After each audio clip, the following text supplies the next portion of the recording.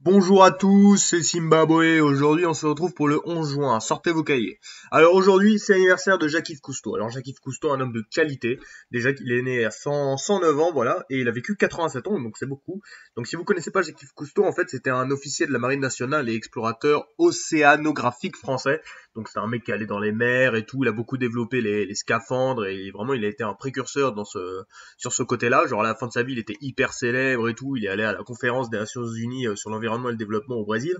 Donc c'est un truc qui a lieu une fois tous les 10 ans, donc c'est vraiment hyper important. Dans les années 50, il faisait des reportages sur des animaux bizarres, qui étaient très peu connus du grand public. On était dans les années 50, faut se rappeler. Donc par exemple ce mérou qui est magnifique. Et Jacques-Yves Cousteau, donc voilà, un homme de qualité, qui a jamais vraiment pris d'opinion politique, parce que pour lui, l'écologie, c'est quelque chose dont tout le monde doit se passer. Donc il pouvait pas genre arriver et dire ouais, je suis de telle opinion, parce que pour lui, il fallait être universel, parce que l'écologie, ça doit être, tout le monde, qu'on soit de droite ou de gauche, devrait s'y intéresser. Et à la fin de sa vie, il disait que si il y avait trop de personnes sur Terre et qu'il faudrait que quelques centaines de millions de personnes, et ben quand on y pense, c'est un peu triste, mais peut-être que ce serait ça la solution pour bien vivre. Peut-être qu'il y a trop de personnes sur Terre. Peut-être qu'il faudrait faire quelque chose. Mais en tout cas, ce sera pas moi qui le fera, hein. C'est à vous de prendre vos décisions. Moi, je vous dis juste ça, hein. Aujourd'hui, c'est l'anniversaire du droit de vote des femmes qui est accordé en Norvège. Donc ça me semble plutôt sympathique à regarder. Voilà, ici en Norvège.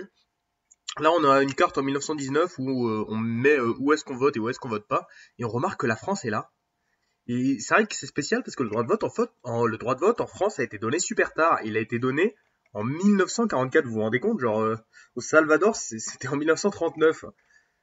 Et ouais, la France a mis beaucoup de temps.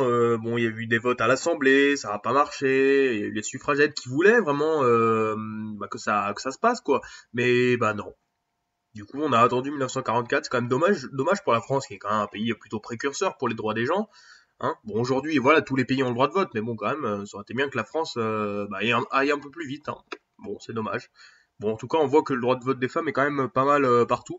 Bon, peut-être en Arabie Saoudite où ça pêche un peu, mais bon, hein, c'est même là, c'est en train d'évoluer, donc ça c'est plutôt sympathique. Faut quand même faire attention à pas que d'un coup plus personne n'ait le droit de vote, ce serait quand même coup dur. Aujourd'hui, c'est aussi l'anniversaire d'un film de qualité, E.T. l'extraterrestre. Alors oui, vous allez me dire oui, c'est de la merde. Avant on parlait d'histoire, maintenant on parle de film. Et oui, mais au bout d'un moment on peut parler de tout sur cette chaîne. Hein. Ça c'est quand même intéressant. C'est un film qui a marqué la pop culture. Donc réalisé par Steven Spielberg, un homme de qualité qui a beaucoup d'argent parce qu'il a fait beaucoup de films qui ont rapporté de l'argent. Hein. Voilà, E.T. l'extraterrestre, La liste de Schindler, Jurassic Park, ça fait beaucoup de pépettes. Hein. Mais bon, E.T., un film de qualité, voilà, avec un extraterrestre qui rencontre un enfant, oh, c'était magnifique, j'adore ce film. Non, franchement, c'est un film de qualité quand même, E.T. Tout le monde a vu E.T. et tout le monde a aimé E.T. Voilà, regardez. Dans les listes, dans les plus gros succès du box-office américain, si on compte l'inflation, évidemment, E.T. l'extraterrestre, il arrive quatrième. Ça, c'est quand même plutôt sympa. Hein. En plus, Spielberg a aussi fait Les Dents de la Mer, Jurassic Park, mais vraiment, Steven Spielberg, c'est l'élite. Hein. Cet homme, c'est l'élite, c'est notre dieu à tous, hein, respectons-le. Donc voilà, Est-il extraterrestre, un film de qualité, voilà. Donc avec, l'homme et l'extraterrestre, en fait, c'était l'affiche de d'E.T., c'est un homme, c'est le doigt de l'enfant, je sais plus comment il s'appelle, qui rencontre l'extraterrestre. En fait, c'est une référence à la chapelle Sixtine et la création d'Adam. Voilà, pour votre petite culture. Donc voici les trois événements que je vous donne pour aujourd'hui. On a l'anniversaire de Jacques-Yves Cousteau, on a le droit de vote des femmes en Norvège, et on a le film E.T. l'extraterrestre réalisé par Steven Spielberg. C'était Zimbabwe, merci d'avoir regardé, bisous.